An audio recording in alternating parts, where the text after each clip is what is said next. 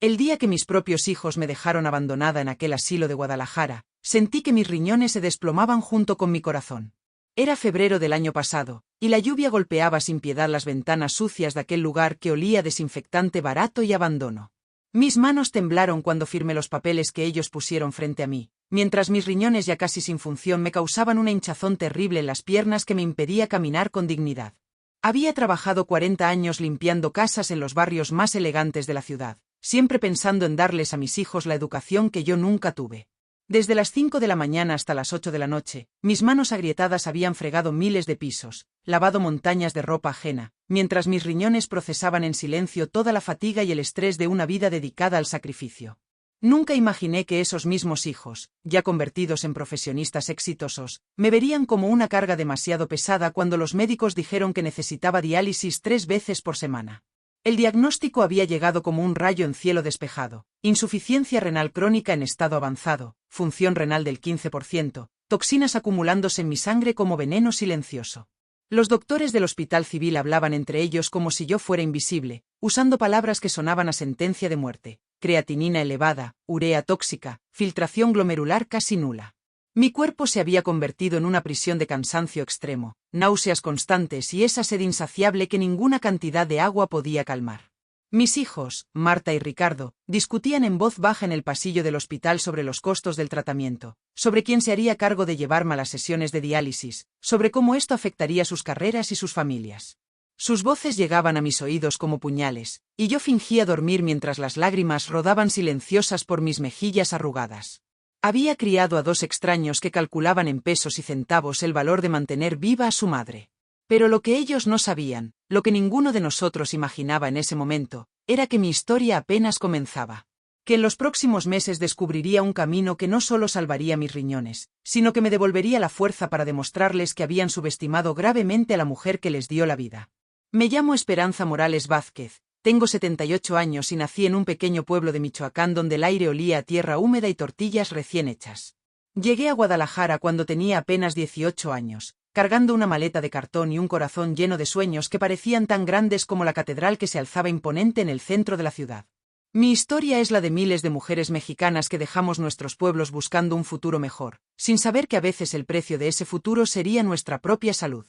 Durante décadas trabajé en las colonias Providencia y Americana, limpiando las casas de familias adineradas que nunca supieron mi nombre completo. Para ellos era simplemente Esperanza, la muchacha de la limpieza, aunque yo ya fuera una mujer madura con hijos propios que necesitaban uniformes escolares y útiles para estudiar. Mis días comenzaban antes del amanecer, cuando las calles de Guadalajara aún estaban envueltas en la neblina fría de la madrugada, y terminaban cuando las luces de la ciudad ya brillaban como estrellas caídas sobre el asfalto.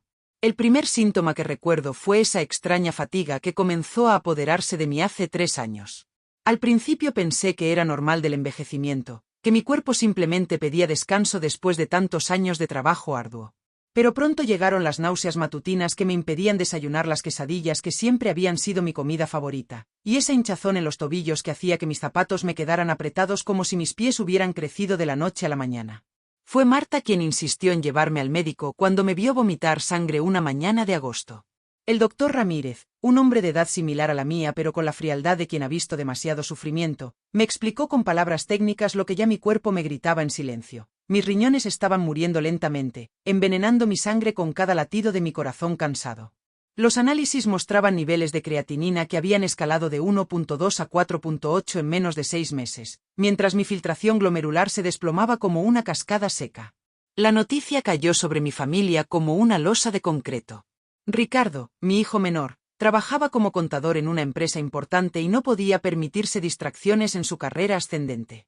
Marta, enfermera de profesión pero con el corazón aparentemente anestesiado, calculaba fríamente los costos de la diálisis y suspiraba como si mi enfermedad fuera un capricho inconveniente.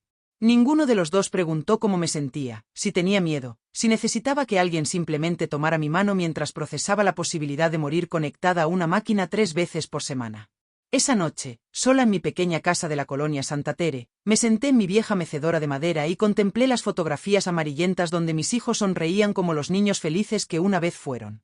El aire olía a lluvia próxima y a las flores de bugambilia que siempre había cuidado con tanto amor.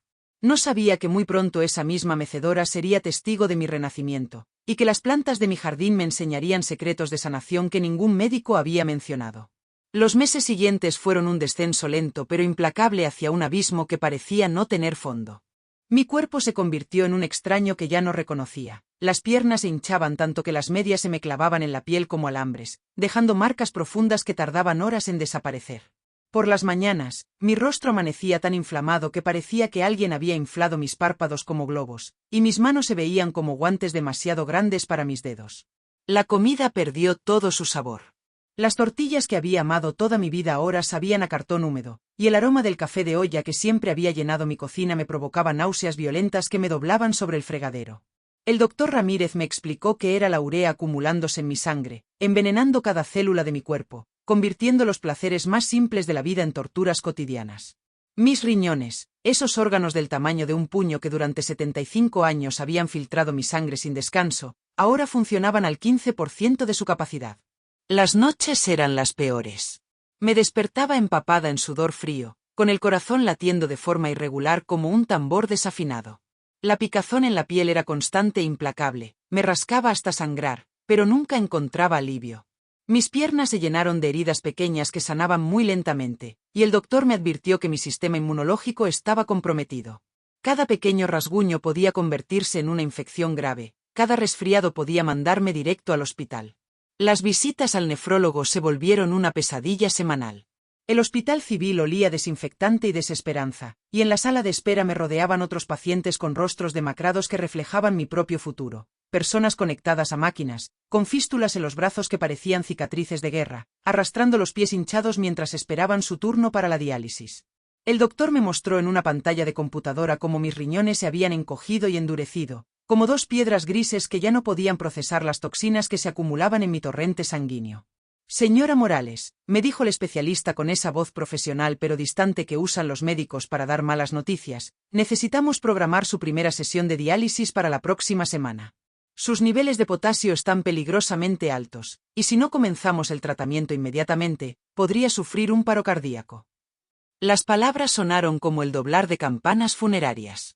Diálisis 3 veces por semana, 4 horas por sesión, conectada a una máquina que haría el trabajo que mis riñones ya no podían realizar. Mis hijos recibieron la noticia con una mezcla de resignación y fastidio que me partió el alma. Marta comenzó inmediatamente a investigar asilos especializados en pacientes renales, lugares donde profesionales capacitados podrían manejar mejor mi condición. Ricardo calculaba en su calculadora los costos mensuales del tratamiento y suspiraba como si cada número fuera una piedra en su zapato. Ninguno de los dos me preguntó si tenía miedo, si necesitaba compañía, si quería hablar sobre lo que significaba enfrentar la posibilidad de morir lentamente, una gota de sangre filtrada a la vez. Una mañana de marzo, mientras observaba por la ventana cómo los pájaros construían sus nidos en el árbol de guayaba de mi patio, tuve la certeza absoluta de que mis hijos habían tomado una decisión. Sus visitas se volvieron más espaciadas, sus conversaciones más secas, sus miradas más esquivas. El aire en mi pequeña casa se llenó de tensión no expresada, de planes susurrados en la cocina cuando pensaban que yo dormía. No sabía que en menos de un mes estaría firmando papeles de admisión a un asilo, pero mi corazón de madre ya intuía la traición que se gestaba en silencio. La revelación llegó de la manera más inesperada, como suelen llegar los milagros, a través de doña Carmen, una compañera del asilo que tenía una tableta vieja pero funcional que su nieta le había regalado. Era una tarde de abril especialmente calurosa, cuando el aire acondicionado del asilo había dejado de funcionar y todas estábamos refugiadas en el pequeño salón común, abanicándonos con periódicos viejos mientras esperábamos que llegara la hora de la cena insípida que nos servían religiosamente a las 6. Doña Carmen, una mujer de 82 años que había sido costurera toda su vida y conservaba una lucidez envidiable, estaba viendo vídeos en YouTube cuando comenzó a llorar silenciosamente.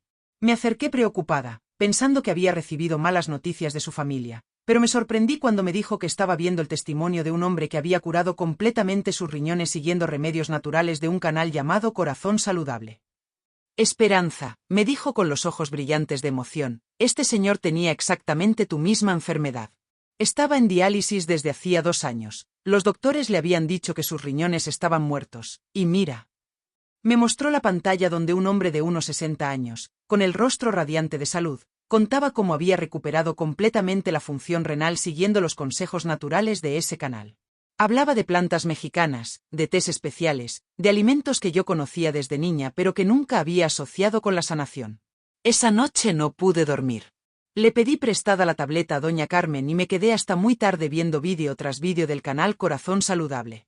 Era como descubrir un tesoro escondido en mi propia tierra. El presentador hablaba de plantas como el palo azul, la cola de caballo, el chayote, la jamaica, todas cosas que había visto crecer en México toda mi vida pero que nunca supe que tenían poderes curativos tan extraordinarios.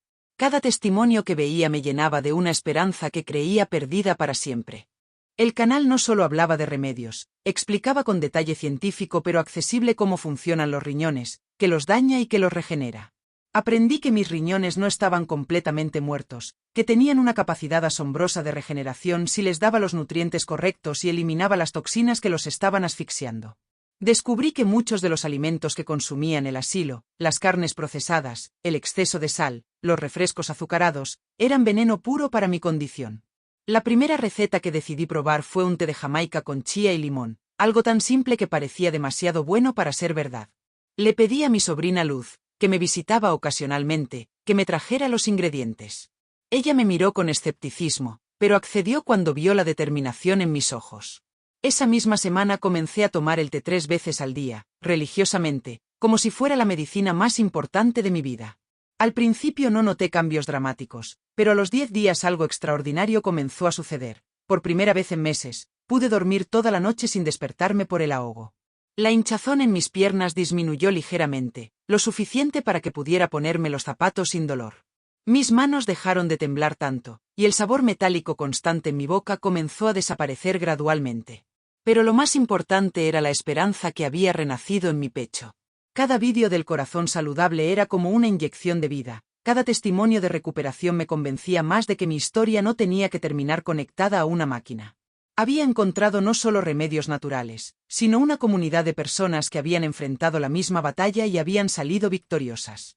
México estaba lleno de plantas sanadoras que nuestros abuelos habían usado durante siglos, y yo estaba redescubriendo mi herencia ancestral de sanación. 3 semanas después de comenzar con los remedios del Corazón Saludable, sucedió algo que cambió todo. Me desperté una mañana y por primera vez en meses, no tenía la cara hinchada. Mis párpados habían recuperado su forma normal, y cuando me miré en el pequeño espejo del baño del asilo, vi reflejada la mujer que había sido antes de que la enfermedad se apoderara de mi cuerpo. Era como si alguien hubiera apagado un incendio interno que llevaba meses consumiéndome lentamente. La transformación se aceleró cuando comencé a seguir al pie de la letra todas las recomendaciones del canal. Dejé completamente las carnes rojas y los alimentos procesados que servían en el asilo, y le pedí a Luz que me trajera los ingredientes para preparar mis propios alimentos. Desayunaba agua de chía con limón y miel de abeja, almorzaba caldos de verduras con nopal y chayote, y cenaba tés de hierbas mexicanas como el palo azul y la cola de caballo. Mi cuarto del asilo se llenó de frascos con plantas medicinales que parecían un pequeño laboratorio natural. Doña Carmen se convirtió en mi compañera de sanación. Juntas veíamos los vídeos del Corazón Saludable cada tarde, tomando notas como estudiantes aplicadas, compartiendo los remedios y celebrando cada pequeña mejoría en nuestros cuerpos. Ella había comenzado a tratar su diabetes con los mismos métodos naturales, y sus niveles de azúcar habían empezado a estabilizarse de manera notable. Éramos como 2 científicas, redescubriendo los secretos de la medicina ancestral mexicana. Al mes y medio de tratamiento natural, la enfermera del asilo notó que mi presión arterial se había normalizado por primera vez en años. Mis piernas ya no se hinchaban, podía caminar por los pasillos sin cansarme, y mi apetito había regresado con una fuerza que me sorprendió. Pero lo más impactante fue cuando me hicieron análisis de rutina. Mi creatinina había bajado de 4.8 a 3.1, y mi filtración glomerular había subido del 15 al 30%. Los médicos del asilo no podían explicar la mejora, pero yo sabía exactamente qué estaba sucediendo. El canal Corazón Saludable no solo me había dado remedios, me había devuelto el control sobre mi propia salud. Cada vídeo me enseñaba algo nuevo sobre mi cuerpo, sobre la capacidad extraordinaria de regeneración que todos tenemos cuando alimentamos nuestras células con lo que realmente necesitan. Aprendí que en México tenemos una farmacia natural gigantesca creciendo en nuestros patios, que nuestras abuelas sabían secretos de sanación que la medicina moderna había olvidado. Cuando le conté a Marta sobre mi mejoría, ella inicialmente lo atribuyó a una fluctuación temporal en mis análisis. Pero cuando los resultados se mantuvieron mejorando semana tras semana, su escepticismo comenzó a transformarse en curiosidad. Ricardo siguió siendo más reacio, Pero incluso él tuvo que admitir que me veía diferente, más vital, más parecida a la madre que habían conocido antes de la enfermedad. La prueba definitiva llegó cuando el nefrólogo del Hospital Civil revisó mis nuevos análisis. Con el ceño fruncido y una expresión de incredulidad, me dijo que por primera vez en su carrera de 30 años había visto una reversión tan significativa en un caso de insuficiencia renal avanzada. Señora Morales, me dijo con voz temblorosa, no sé qué está haciendo, pero sus riñones están regenerándose. Vamos a posponer indefinidamente la diálisis. Esa noche lloré de felicidad por primera vez en mucho tiempo. No eran lágrimas de tristeza o frustración, sino de una gratitud profunda hacia ese canal que había aparecido en mi vida como un regalo del cielo. Sabía que mi recuperación no era solo física, era también espiritual y emocional. Había recuperado la fe en mi propio cuerpo, en la sabiduría de mis ancestros, en la posibilidad de que los milagros sí existen cuando tenemos el conocimiento correcto y la determinación para aplicarlo. Pero mi recuperación física trajo consecuencias inesperadas que sacudieron los cimientos de mi familia. Marta y Ricardo, que habían justificado mi internamiento en el asilo por mi incapacidad para cuidarme sola, ahora se enfrentaban a una realidad incómoda. Su madre estaba recuperando no solo su salud, sino también su independencia y su fuerza de voluntad. La mujer débil y resignada que habían depositado en ese lugar estaba transformándose en alguien que comenzaba a cuestionar sus decisiones y a exigir respeto. La primera confrontación llegó cuando les anuncié que quería regresar a mi casa. Marta me miró como si hubiera perdido la razón y me explicó con esa paciencia condescendiente que usan los adultos con los niños que mi casa había sido temporalmente alquilada para cubrir los gastos del asilo. Ricardo, más directo en su crueldad, me informó que habían vendido varios de mis muebles porque ocupaban espacio y que el dinero había sido invertido en mi tratamiento médico. Mi sangre hirvió cuando me enteré de que habían vendido la mecedora de madera donde mi difunto esposo se sentaba cada tarde a leer el periódico, el ropero de cedro que había pertenecido a mi abuela, y la mesa del comedor donde habíamos celebrado todos los cumpleaños y navidades de nuestras vidas. Habían despojado mi hogar de su alma, convirtiéndolo en una propiedad comercial más, sin siquiera consultar mis sentimientos o mis deseos. Mamá, me dijo Marta con esa voz que había perfeccionado en sus años de enfermería para manejar pacientes difíciles, tienes que ser realista. A tu edad y con tu condición, es mejor que te quedes aquí donde pueden cuidarte las 24 horas. Pero yo ya no era la misma mujer quebrada que había firmado los papeles de admisión 3 meses atrás. Los remedios del corazón saludable no solo habían sanado mis riñones, habían despertado en mí una fiereza que creía perdida para siempre. La situación empeoró cuando descubrí que habían estado cobrando el alquiler de mi casa durante todos estos meses, pero que el dinero no se había usado para pagar mi estancia en el asilo, sino para gastos familiares que nunca me especificaron. Ricardo, siempre tan bueno con los números cuando se trataba de su propio beneficio, de repente se volvía vago y evasivo cuando yo le preguntaba por los detalles financieros de mi propia vida. Una tarde, mientras veía un vídeo del corazón saludable sobre la importancia de la fortaleza emocional para mantener la salud física, tomé una decisión que cambiaría todo. Iba a pelear por recuperar mi casa, mi dignidad y mi derecho a decidir sobre mi propia vida. Mis riñones estaban sanando, mi cuerpo se fortalecía día a día, y mi mente estaba más clara que nunca. No iba a permitir que mis propios hijos me robaran los años que me quedaban de vida. Le escribí una carta a un abogado que había visto anunciado en el periódico local, explicándole mi situación. También contacté a mi sobrina Luz, la única familiar que había mostrado preocupación genuina por mi bienestar, y le pedí que me ayudara a documentar todo lo que había pasado. Comencé a guardar copias de mis análisis médicos, fotografías de mi progreso físico, y testimonios de doña Carmen y otras residentes del asilo que habían sido testigos de mi transformación. Mis hijos no tardaron en darse cuenta de que algo había cambiado. Ya no era la madre sumisa que aceptaba sus decisiones sin protestar. Ahora les hacía preguntas incómodas, exigía respuestas claras, y dejé de fingir que no me daba cuenta de sus mentiras y manipulaciones. La tensión en nuestras conversaciones se volvió tan espesa que podía cortarse con cuchillo, pero yo estaba determinada a llegar hasta el final. El canal Corazón Saludable me había enseñado que la sanación verdadera no solo incluye el cuerpo, sino también el alma y las relaciones tóxicas que nos enferman desde adentro. Era tiempo de limpiar no solo mis riñones, sino también mi vida de todo lo que me estaba envenenando lentamente. El momento decisivo llegó un jueves por la tarde, cuando Marta y Ricardo aparecieron en el asilo con papeles que querían que firmara para formalizar permanentemente mi residencia ahí y transferir completamente la propiedad de mi casa a sus nombres. Venían acompañados de un notario joven que parecía tan incómodo como impaciente, y hablaban en voz baja sobre procedimientos legales y protección de patrimonio como si yo fuera una niña incapaz de entender las implicaciones de lo que me pedían. Pero ellos no sabían que durante las últimas semanas, además de seguir religiosamente los tratamientos del corazón saludable, había estado consultando con el abogado Martínez, un hombre mayor que había escuchado mi historia con la indignación de quien había visto demasiados casos similares. También había estado documentando meticulosamente mi recuperación, fotografías de mi rostro sin hinchazón, vídeos caminando sin dificultad, copias de todos mis análisis médicos que mostraban la mejora progresiva de mi función renal. «Mamá», me dijo Ricardo con esa sonrisa falsa que había perfeccionado para manipular a sus clientes, «esto es solo una formalidad para protegerte. Si algo nos pasa a nosotros, tu casa podría perderse en trámites legales complicados». Marta asentía con gravedad fingida, agregando que a mi edad era normal que necesitara ayuda para manejar propiedades y decisiones importantes. Me levanté de mi silla con una fuerza que lo sorprendió a todos. A mis 78 años, después de meses siguiendo los consejos de sanación natural del corazón saludable, me sentía más fuerte y lúcida que en los últimos 5 años. Mi voz salió clara y firme cuando les dije, no voy a firmar nada. Y quiero que sepan que ya contacté a un abogado y que tengo documentado todo lo que han hecho con mi casa y mis pertenencias sin mi consentimiento. El silencio que siguió fue ensordecedor. El notario miró a mis hijos con expresión confundida, claramente sin entender por qué le habían dicho que venía a formalizar los papeles de una anciana con demencia senil cuando se enfrentaba a una mujer completamente coherente y determinada.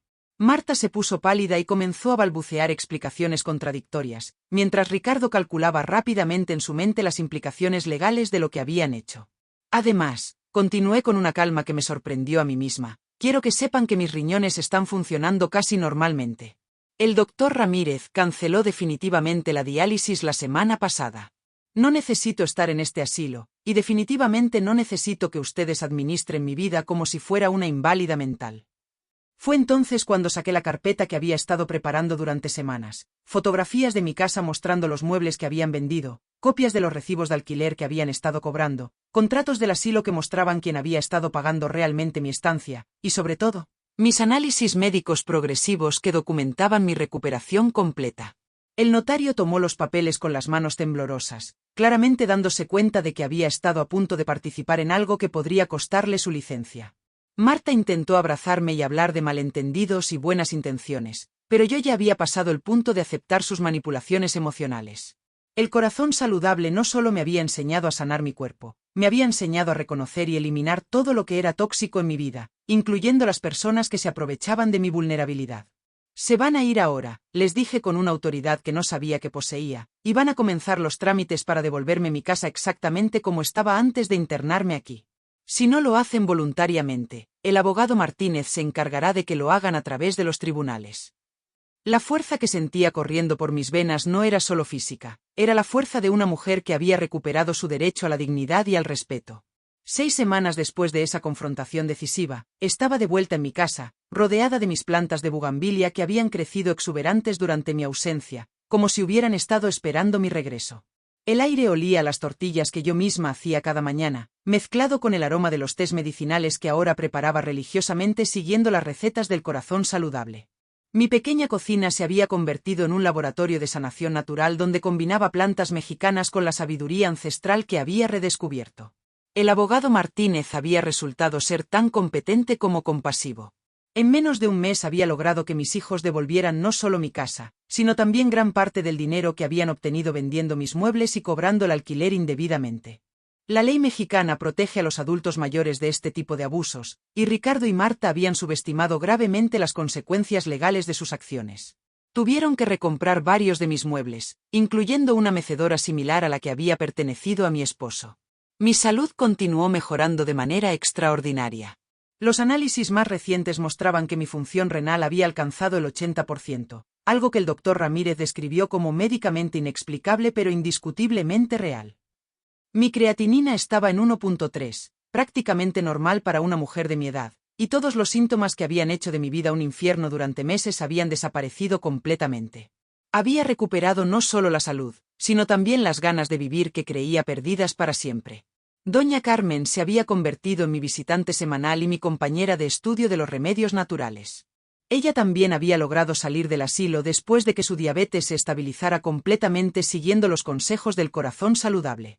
Juntas habíamos formado un pequeño grupo de mujeres mayores que se reunían en mi sala cada miércoles para compartir recetas de tés curativos, intercambiar plantas medicinales y ver los vídeos más recientes del canal que había cambiado nuestras vidas.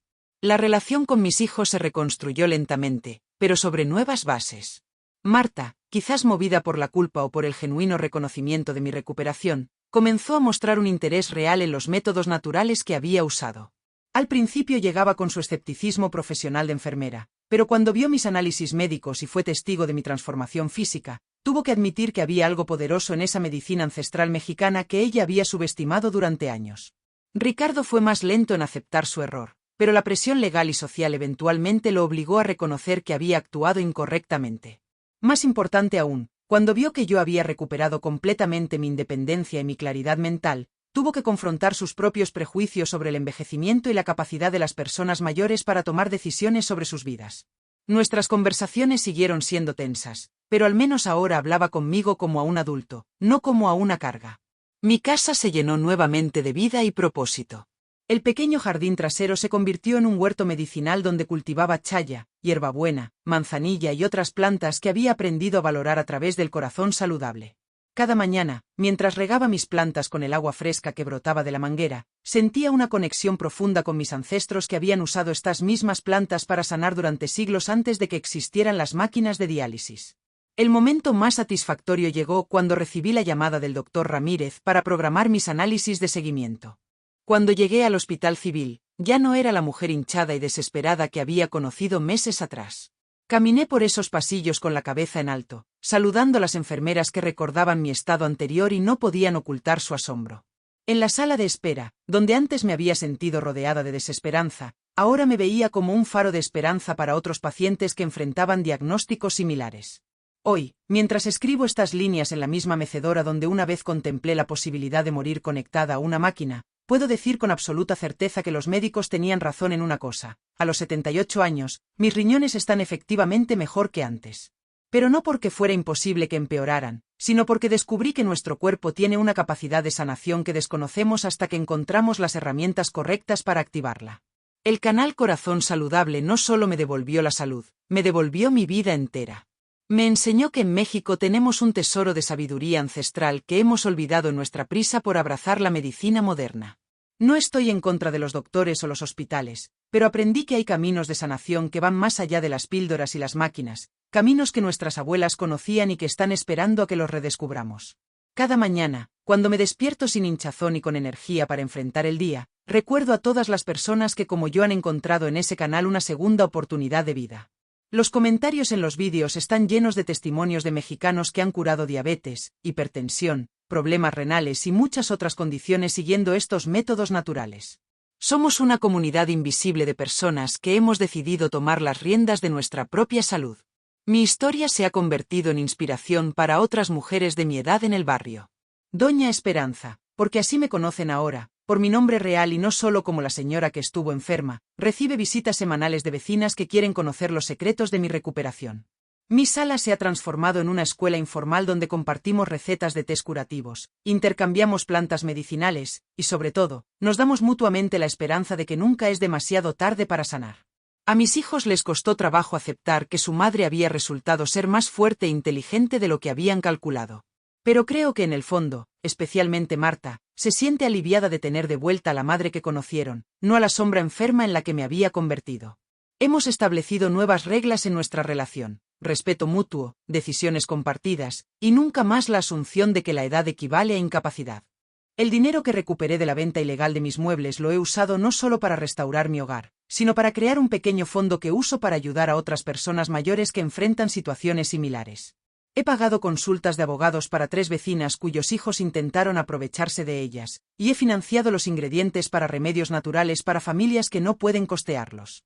Pero la recompensa más grande no es física ni financiera, es espiritual. Recuperé la fe en mi propio cuerpo, en mi capacidad de tomar decisiones acertadas, en mi derecho a vivir con dignidad hasta el último día de mi vida. El corazón saludable me enseñó que la verdadera medicina no solo cura el cuerpo, sino que devuelve a las personas el poder sobre sus propias vidas. Cada tarde, cuando el sol se pone sobre los techos de Guadalajara y yo me siento en mi jardín a tomar mi té de Jamaica con chía, siento una gratitud inmensa hacia ese canal que apareció en mi vida como un regalo divino. Sé que hay miles de personas en México y en toda América Latina que están viviendo su propia transformación gracias a esa sabiduría compartida con tanto amor y generosidad. Si mi historia llega a los oídos de alguien que está pasando por lo que yo pasé, quiero que sepa esto: nunca es demasiado tarde para sanar, nunca es demasiado tarde para recuperar tu poder, y definitivamente nunca es demasiado tarde para demostrarle al mundo que los milagros sí existen cuando tenemos el conocimiento correcto y la determinación para aplicarlo. El corazón saludable cambió mi vida, y estoy segura de que puede cambiar la tuya también. Mis riñones están sanos, mi corazón está en paz, y mi futuro, por primera vez en mucho tiempo, se ve lleno de posibilidades infinitas.